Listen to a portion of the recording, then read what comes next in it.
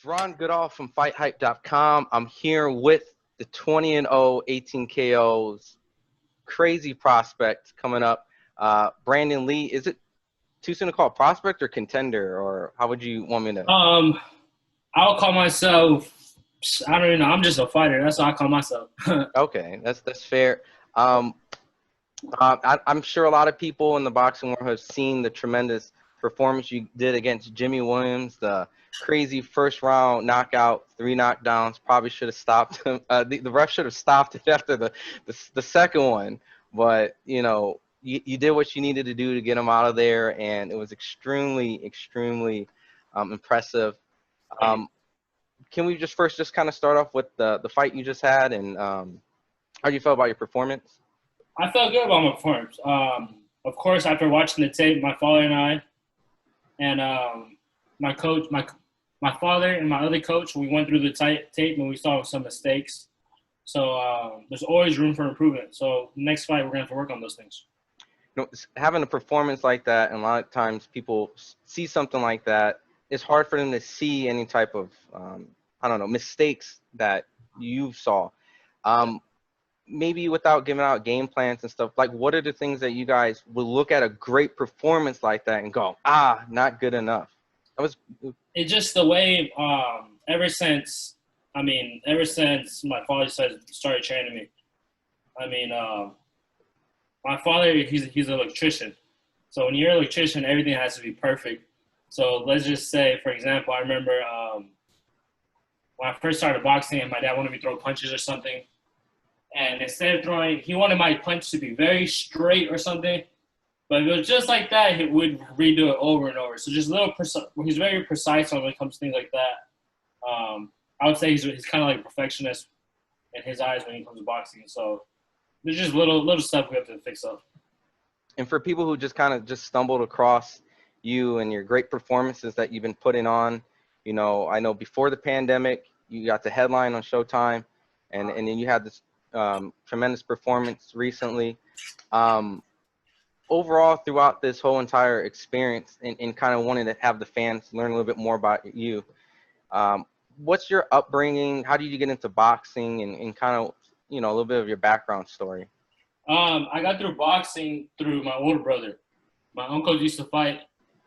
My grandfather used to fight. And I don't know, when I used to see my brother at the boxing gym, it was just something that's something I wanted to do. I don't know if it was just I wanted to be like my older brother. But as soon as I started boxing, I just automatically fell in love with the sport. Now, your brother was he did boxing as well before you did. Correct. Yes. And he kind of brought you to the gym. You fell in love with it. You even got to spar with him and things of that nature. Yeah, we used to spar. He's still around. He still helps you just like your dad with your boxing and stuff like that. Or how do you guys? Time he'll come by and he'll hold the medicine ball so you can work on those short 6-inch drills, stuff like that. Okay, and with the early start in boxing, you racked up a tremendous amateur background. From like the PAL, the PAL, Police Athletic League, from the National Silver Gloves, the National Junior Under 17. These are all first place wins that I've seen. And from what I've seen from a lot of the prospects, I've been to Otha Jones gyms and seen pictures of you when you were young. You could have been an Olympic boxer, but you had more than just boxing. But you had a college kind of career also. Yeah, that was like the main thing. In 2015, I made the USA team, but my mother didn't let me travel with them because she didn't want me to miss school. And then no big deal. And then in late 2016, I believe, or mid 2016, they decided to take off the headgear. AIBA decided to take off the headgear at the open tournaments. So my father and I, we got together and said, shit, if we're going to be getting hit, if we're going to be fighting without a headgear, might as well get paid for it. Yeah, and I remember there was a lot of controversy on it because that could, one, make it harder for you, even if you're doing well because of headbutts and stuff like that. Yeah, definitely. And you can incur injuries that can affect you in the professional route.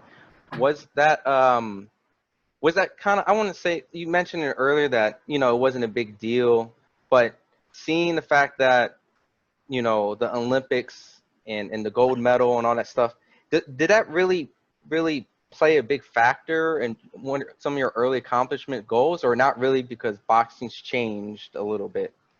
Well, I really do believe everything happens for a reason. And I mean, I would have went to the Olympics this year if I was still as an amateur.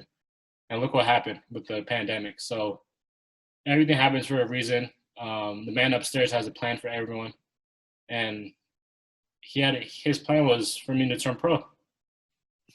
Racking up a tremendous record at such a young age and main eventing on Showtime and being highlighted so much, I'm sure that this is obvious the best choice that you've done. Mhm. Now, I guess my other question going with the whole college and boxing, you're a pretty serious athlete as well as a pretty serious student. Of course, You are doing a 4-year degree right now for criminal justice, right? correct, correct. How do you balance both? If you don't mind me asking, because they're both pretty intense. It's Yeah, not even something you joke with. I get that question a lot. So in the morning is when I do my morning workout. I wake up, make myself some breakfast, chill for about 30 minutes, work out. After I work out, take a shower, make myself some lunch, and then that's when I have time for school. So boxing comes first, then school. After I'm done with my classes, do some homework. I'll probably, if I have to run errands, run errands. But if not, I'll probably take a nap. And then when I wake up, that's when I do my second workout. Now, don't mind me asking, like credits wise, are you like a full-time student as well or a part-time student? Full-time college student. Woo, Taking 5 classes right now, yeah. woo, that's hard enough for people to do without boxing. So Yeah, yeah. it's extremely impressive, and it just shows how disciplined that you are in all this. You have a long-term goal, not just being a professional boxer champion. What is your overall? I think I've heard you wanted to also just take care of your family and also take care of people around you. Mhm. Not. I don't want to take care of people around me. I think that's too broad. I just want to take care of my mother, my father, and my brother if I needed to. I mean, they've been there since day one, and they supported me since day one.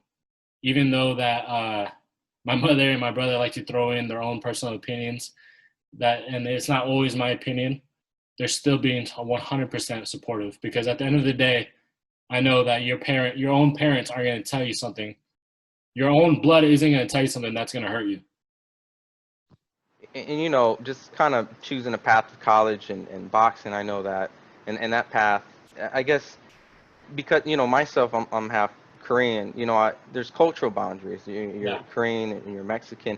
There's a lot of strict household rules of obviously being from a Mexican and a Korean background. Uh-huh. Are they I guess very, I guess, strong on the school? If you don't do the school, you can't do the boxing, or they're No, just supportive? no, it was never that. But ever since I was a young kid, my parents would always push school on me, and ever since I was a young kid, it's just like you have to go to school. You have to go to school. You have to accomplish something that we never accomplished. You always need a plan B because you never know what's going to happen with boxing. Mhm. Yeah, and you see it a lot of times in boxing, and that's Yeah. great to see that you're focused in multiple different things, and you're gifted in many different things. And I guess my follow-up question to all this, because there has probably been Asian stereotypes of about you know maybe good and bad. Maybe you've gotten the Bruce Lee comparison, Yeah. with the ripped muscles, and then maybe Um, growing up, you might got, oh, maybe he's a nerd, he's going to college route. Can you talk about what some of those stereotypes were and that you had to Man, overcome and break? I mean, I would get Asian stereotypes all the time from the amateurs. Ever since I was a young kid, from school, boxing, becoming a teenager, becoming an adult.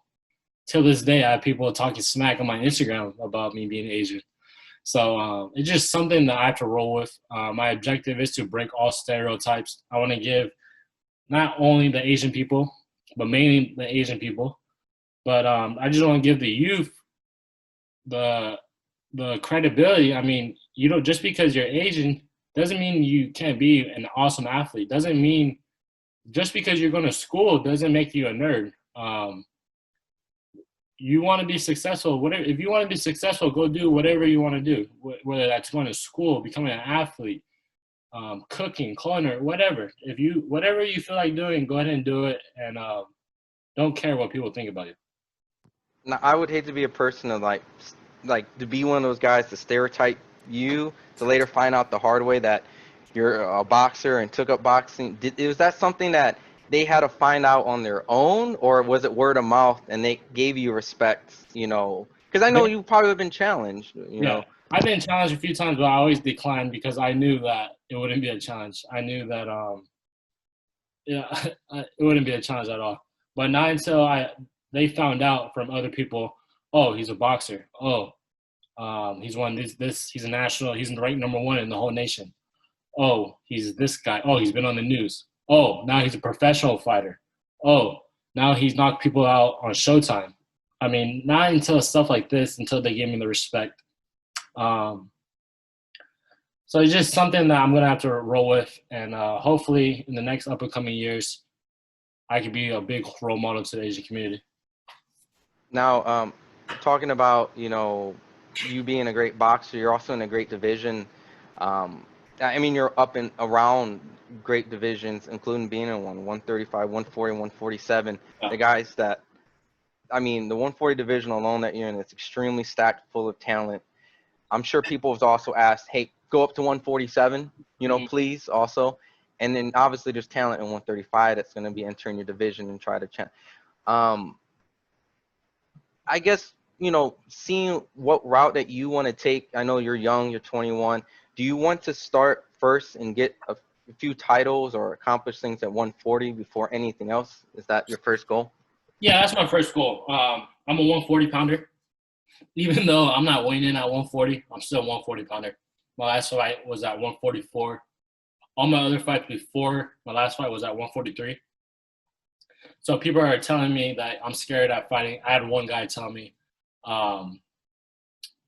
you're scared to make 140. That's why you're fighting. Or what he said. I think he told me I'm scared of he told me I'm scared of 147. That's why I'm weighing at 140. I'm not a 140 pounder, or I'm not a 147 pounder. So I'm a 140 pounder. I'm not a 147 pounder. And it's just, again, more comments that I'm going to have to break. Do you feel off that, kind of that energy? Are you one of those people who turn, like, you like the negative energy, or you just, it is what it is, and I love the negative energy. I think it's hella funny. If anything, it motivates me more. Because I've heard, like, all the jokes. I went on Instagram Live earlier, and someone told me, are you eating dog, or something like that. And I started laughing because, I mean, it's crazy how many times I've heard that joke. When you, I guess, because the trash talking is going to happen when you go into the boxing game, someone's going to challenge, culturally or who you are. Are you looking for those type of trash talk moments? Are you kind of a humble kind of dude, or are you going to challenge those guys with verbal assaults back and forth? Yeah. I'm a humble guy for the most part. I wouldn't say for the most part. I am a super humble guy, but once you start pointing a finger at me, that's when I'm going to start shooting back. And I guess, because you come off of such a nice guy, in the ring you're such a ferocious, vicious knockout artist. Uh-huh. I guess as from the boxing standpoint, who were some of the people like you watch, you're influenced a little bit, you enjoy, maybe modern boxers you enjoy? Just like as a boxing skill wise? Yeah, I guess I can just start off like, who'd you grow up watching? Maybe you have your own style, but maybe was influenced first, just to kind of. When I excuse me, I wanted to be like Floyd Mayweather. I remember I used to watch all his 24/7s, all his all access, and just the flamboyant, how cocky he was. I mean, some people call him cocky, some people call him confident. I think it's a mixture of both. I don't know. There's just something, the way he acted, the way he carried himself, that I liked. And people say that it's all an image, and that in person that he's really just a super humble, nice guy. And actually, a very close friend of mine, actually, he's my coach, my second coach. He was in Vegas, and they went to a skating ring, and Mayweather was there. and he has a daughter. My second coach, he has a daughter that's about 8 years old, and she wanted to take a picture of Mayweather. And Mayweather had like all his bodyguards around him. And Mayweather said, "Yeah, come on in." And he told me that he was a super humble guy. Took pictures with him, and overall, he was a cool guy. So growing up, I guess the style, the flamboyant, is that, I want to say, something you want to emulate because you're your own person, because boxing's more than just being just a good boxer. It's also the showmanship, entertainment. Yeah. Is that something that you took from the Mayweather side, and you want to kind of add some flair to, I don't know, the sport of boxing, or we'll find out. I feel like that's yet to be determined because as of right now, I'm still remaining super humble and remaining. I'm minding my own business right now. I'm not calling anyone out. Mm-hmm. I'm not talking shit to no one. I'm just minding my own business as of right now. Until I get some kind of title belt, I think that's when I'm starting opening up a little bit. Fair, and I think that's good that you're focusing straight on the boxing and letting. Because I feel like you need credibility to talk. No, I agree. I think it's very true, and I think that your credibility is shown in the ring, and it's growing and growing. Seeing how the pandemic has maybe shifted how fights get made and how often you would like to fight, is there kind of like maybe one more fight that you can squeeze in at the end of this year, and maybe is there a certain amount of fights you want in the beginning of next year or for 2021? Yeah, I spoke to my manager the night of my fight. He said I'm coming back in December. So that's good news. I'll be back in December. Next year, I'm looking to fight at least 5 to 6 times next year. If not, maybe a little bit more, maybe a little less. It's all good. As long as I get in about 4 fights, I'll be good. I think next year is going to be a tremendous year for me. And I think one of the most polarizing things I saw with you throughout maybe Showtime videos and overall is that a lot of people have a lot of hype could be a good thing in a sense. Like you have a lot of hype on the rise, and also I want to make sure it's one of your friends, Duran Ennis. I've seen you guys do FaceTimes and stuff. Yep. And I had the opportunity to go to his gym in Philly and talk with him and do some interviews. And he spoke highly of you as well. What is it like, working and being friends with someone up and coming like Duran? And I know he spoke highly of you. You guys seem like you're both from kind of the same cloth, that, as they would say. What's that relationship, and how do you guys, stay in touch and push each other? Well, we have the same goal. So I think that's one reason why we have a good friendship. Another reason, because he's a great person. Like I said in my day in camp video with Showtime, you take away all his boxing skills. Not only is he one hell of a person, he's just a great, I guess like a mentor. He's always checking in on me, asking me if I need anything. And we both want to be great. So I think that's what motivates both of us. And throughout the amateurs, is that where you met Duran, or how'd you guys kind of? Yeah, through the amateurs. I remember the first time I ever seen Boots. He was beating the shit out of this one kid in 2015 at the Open Worlds, and I was like, damn, that dude can fight. And about 2 years later, I turned pro, and it turned out we had the same manager, which is Cameron Duncan. And then I guess, going through the amateurs, I want to bring this up early on before everyone kind of goes through the box rec and kind of deciphers and try to make their own kind of. You had an amateur fight with like Ryan Garcia way back, and I guess it's important for people to know that amateurs and professionals, they're two different worlds and two different things and two different times, Yeah, definitely. Obviously people are going to want to pin you against Ryan Garcia, and he's a weight class lower, but obviously kind of explain your story and your side of things, how that's not going to be, I guess, a factor for you. The last time we fought was about 10 years ago. So, I mean, you're 21, so that's like 11, right? 11 years ago, not 10. So look at that. I've gone I mean, it sounds stupid, like it sounds like, but of course I've gotten so much stronger since I've been 10 years old, so much smarter. My ring IQ has, I mean, times 100. My speed has gotten better. My confidence is right now throughout the roof coming from off that knockout, and I have no distractions in the world. I'm not gonna say nothing negative, but let's just say I have no distractions in the world.